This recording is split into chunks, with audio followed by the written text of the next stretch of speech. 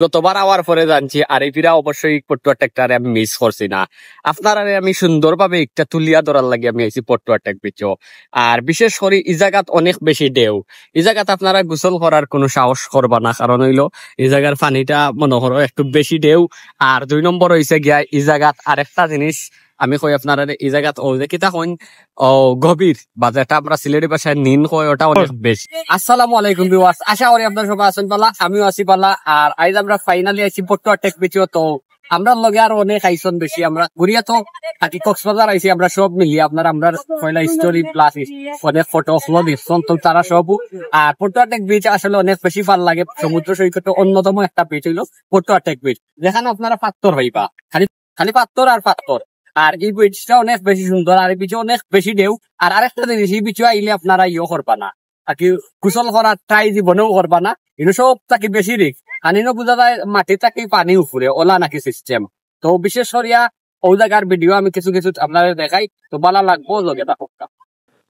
পটুয়া tag beach হওয়ার পরে অত সুন্দর বিচ, আমার মন মতো বিচ হয়েছে একটা, কারণ কক্সবাজারের মধ্যে সব থেকে সেরা এবং অন্যতম বিচ আমি কই ও পটুয়া ট্যাগ বিচ।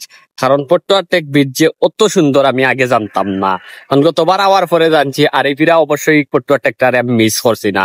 আপনারা আমি সুন্দরভাবে একটা তুলিয়া ধরার লাগে আমি আইছি পটুয়া ট্যাগ বিচো। আর বিশেষ করে এই জায়গাত অনেক বেশি ঢেউ।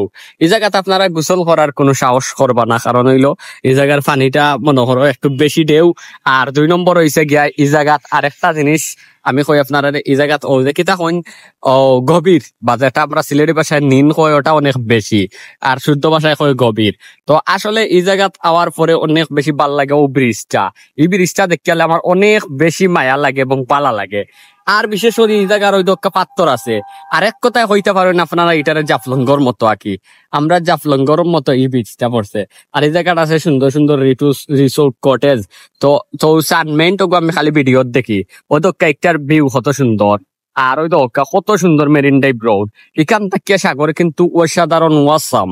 আর ও যে এগুলা দিছে কেন জানুনি, এগুলা দিছে রাস্তাত বাড়ি খাইতো না ইয়ে করতো না ওতার লাগিয়া। তো আমি নিচে যাইমু আরো কিছু দেখাইমু।